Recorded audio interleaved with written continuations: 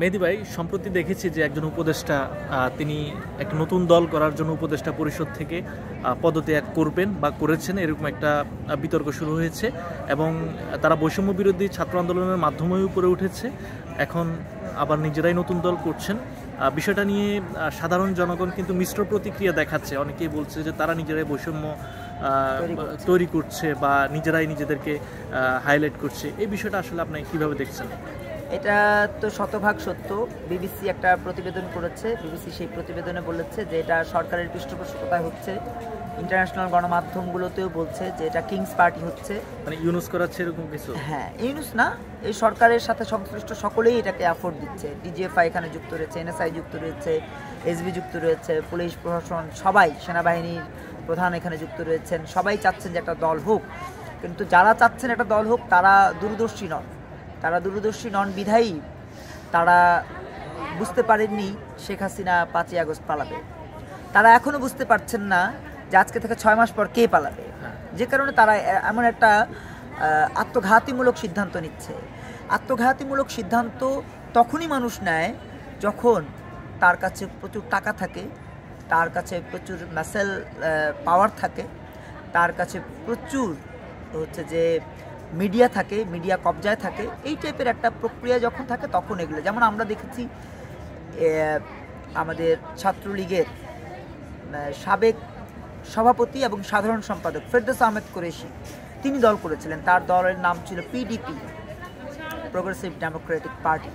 এই progressive Democratic party যিনি যখন তিনি করলেন, তখন মুমিন মেহেদীকে তিনি ডেকেছিলেন যে মুমিন মেহেদী, তুমি একটু আসো, আমরা একটা ছাত্র সংগঠন করবো, একটা ছাত্র উইংস করবো, স্টুডেন্ট উইংস করবো, আমাদের সাথে থাকো। আমরা কিন্তু তাকে না করেছি।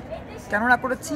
কারণ আমরা জানি যে এই পিডিপি, এই কুরেশির দৌড় হবে সর্বোচ্চ 1 বছর।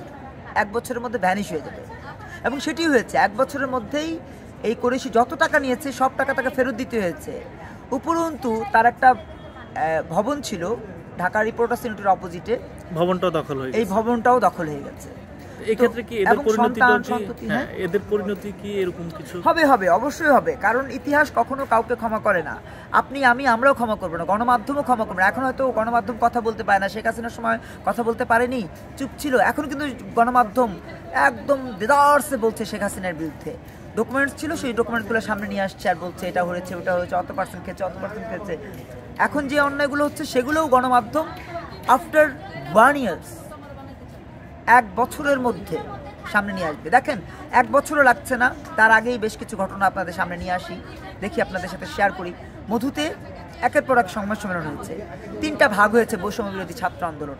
একটা পক্ষ চাচ্ছে দল হোক, একটা পক্ষ চাচ্ছে দল হোক না হোক, একটা পক্ষ জাতীয় কমিটি হোক। এই যে জাতীয় কমিটি করছে একটা অংশ, যে বৈষম্য বিরোধী ছাত্র আন্দোলনের মধ্যেই থাকতে চাইছে, একটা যে পার্টি করতে চাইছে, আবার সরকার যে সবগুলোকে একসাথে করতে চাইছে, সব কিছুই প্রমাণ করছে যে বাংলাদেশের বর্তমান যে অর্থনৈতিক কাঠামো, সেই কাঠামোর ভিত্তিতে অর্থনীতিকে শক্তিশালী জায়গায় না নিয়ে এই দল করা, এই নির্বাচন দেয়া, এই সংস্কার করা, সেটি হচ্ছে এক রকমের উলুবনে মুক্ত ছড়ানো। উলুবনে মুক্ত ছড়ালে কী হয় জানেন? মানুষ শুধু উলুই দেখে, মুক্তা আর দেখে না। আমরা 2 দিন পরে খালি উলুই দেখব, চারপাশে দেখবো খালি উলু উঠছে। এইবারের যে নতুন রাজনৈতিক দল, এখানে হাসনাত সার্জিসের কোনো প্রসঙ্গ আমরা দেখছি না আসলে, বা তারা কি আছে? তারা আছে এবং তারা থাকবে। তারা হলো এখন মেকানিজম করছে, তারা মূলত খেলা দেখছে। আগে তো শেখ হাসিনা করতো কি, শেখ হাসিনার সময়ের দিকে তারা হলো বড় ফ্যাসিস্ট। শেখ হাসিনাও ফ্যাসিস্ট, তার চেয়ে বড় ফ্যাসিস্ট এরা হচ্ছে শেখ হাসিনার রাস্তাতেই হাঁটছে। আমি একটু প্রাসঙ্গিকভাবে একটু বলে রাখি, আজকে জামাত ইসলাম একটা সমাবেশ করেছে আজহার সাহেবের মুক্তির দাবিতে। সেই সমাবেশ শেখ হাসিনা যেভাবে করেছে, আওয়ামী লীগ যেভাবে করেছে, সেম একইভাবে করেছে। কি করেছে? আমার পল্টন, আমার কাকরাইল, আমার মালিবাগ, আমার নয়াপল্টন, আমার হচ্ছে কালভার্ট রোড, আমার ফকিরাপুল, আমার হচ্ছে যে ঢাকা বিশ্ববিদ্যালয়, সব বন্ধ করে দিয়ে জনভোগান্তি তৈরি করে দিয়ে তারা সমাবেশ করে। তারা কি প্রমাণ করেছে? যে তারাও ফ্যাসিস্টের রাস্তায় হাঁটছে।